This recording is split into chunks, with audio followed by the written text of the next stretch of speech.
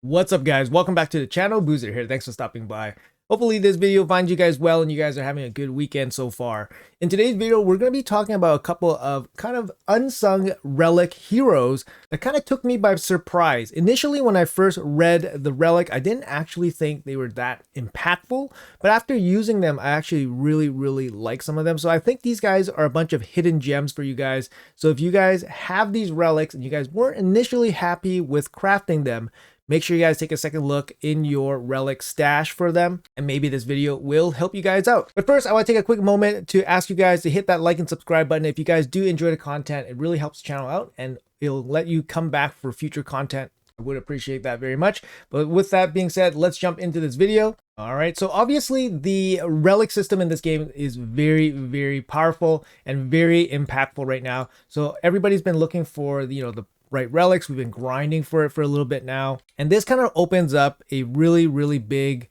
new system for Plarium to basically add more complexity into the game, more strategy into the game. Obviously this can be like an endless thing. It's just adding potentially new like piggyback champions or piggyback ways for champions to be really powerful. Gems are considered new masteries, and then you have these new relics, which I kind of see like as gear slots. I see them as like partner items. Like if you look at like a mythical relic, it's basically like a champion with 4 gear slots that you can attach to your existing champion. That's kind of the way I look at it.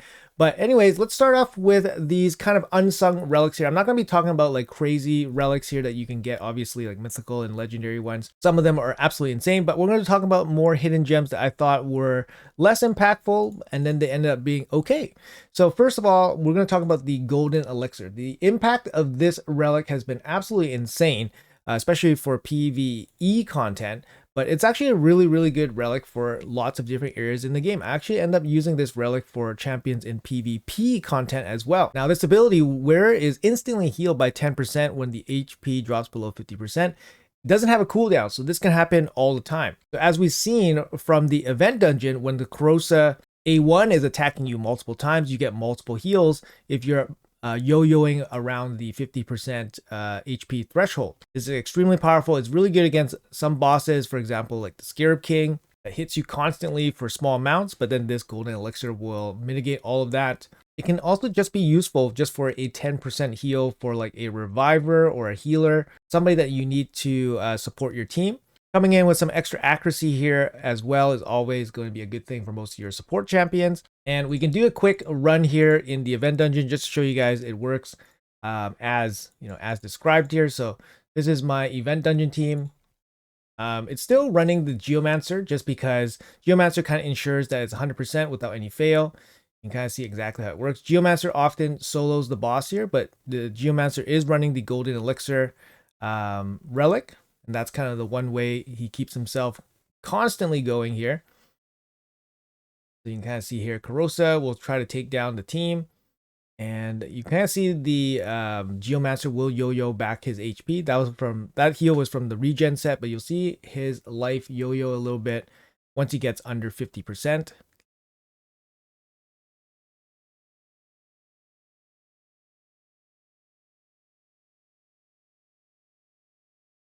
All right, and there we go. We got the team here. So usually we get Geomancer at the end, and the fight at that stage would probably last a little bit longer, but Geomancer basically solos the boss with the yo-yoing HP from the elixir.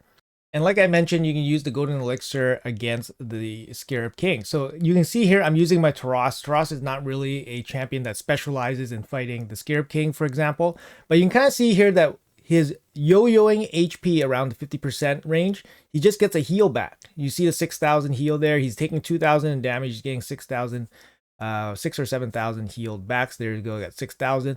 The problem here is that his max HP is being reduced. So his heal is becoming less and less. But you guys can see the impact of this golden elixir relic, basically making a random champion very viable against killing the Scarab King. So obviously this can be optimized, but I just chose Taras just to show you guys that a champion that usually you don't really see fight Scarab King is still very useful here. You can kind of see that his heal is getting less and less because of his max HP being destroyed by the boss. But hey, this is the proof that it actually will work on some cases if you optimize a little bit. All right, guys, moving on to the next relic here that I kind of thought was complete garbage, but actually when I started using it, it's actually not too bad. I found some uses for it. So here I want to show you guys the this relic here. It's called the Harp of Casbil. Now, this group, this live arena group, has some really powerful mythical relics, and then obviously it's not easy to get the live arena relic material. So when you're crafting live arena relics, you're really hoping for the mythical relics, but of course that's very, very long shot. Most likely you're gonna get one of these two rare rare relics. And in this case of the harp, it's actually way more useful than the axe, and the harp's actually not too bad. On initial look, I thought this relic was actually not that great. But there's actually a lot of champions that you can actually use that benefit from this turn meter boost. And you kind of see here, it's going to be like an extra, usually you're going to go up to level 4. It's usually going to be about an extra 11% turn meter boost. And you guys would be surprised that there's actually a lot of really good champions that have abilities that you use all the time that you don't do any damage with. And this extra 11% turn meter on that champion is actually not too bad, all things considered. So I'll show you guys an example here of a champion that can actually work and what kind of champions would utilize the harp to its fullest. And it would be a champion like Lamasu. So like Lamasu here, I have her using the harp, and it works the best on champions with 2 skills that don't deal any damage, that you use all the time very often. So you won't often use the A1, but you will very often try to cycle through the A2 and A3. And if you have a mythical champion, even better. But the harp gives you relatively small impact, but it does give you a consistent impact. Like I said, if you level it to level 12, you get an additional 11% turn meter just from using your abilities that you would already use anyways. So a champion like Lamasu would be great. Here's another champion that could benefit from the harp. Somebody like Freya, who only has the damage dealing A1 and then has a buff and then a turn meter boost on the A3. These are just examples. And then the gem slots are pretty decent as well. Being a legendary, you get 3 gem slots. The gem slots on the harp are, kind of turn meter centric type of gems. So you can easily just, add more turn meter boosting, more turn meter manipulation to your harp, making that champion a little bit more impactful. Not saying the harp is an insane relic, but on first look, I thought this thing was complete garbage. But like I said, I found some use for it. It's not too bad and totally useful at just a level 9. Again, the 3 sockets are very useful. So something to look out for, guys. If you guys picked one up, it's not the end of the world. And then lastly, I think this relic really is probably the most impactful one. Again, on first look, it wasn't the most craziest relic, but in actual practice, it is actually very crazy, and it's going to be called the Perch Shadow here.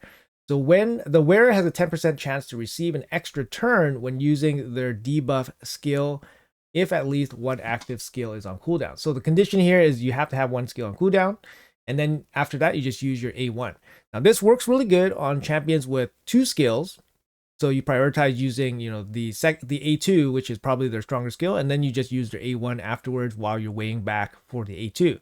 I think the second condition would be if you were using a champion with a really, really powerful second ability, or an ability that you use all the time, and then you really want to cycle back to that ability. So for example, I could see somebody like Yumiko being very, very strong because you want the reset constantly.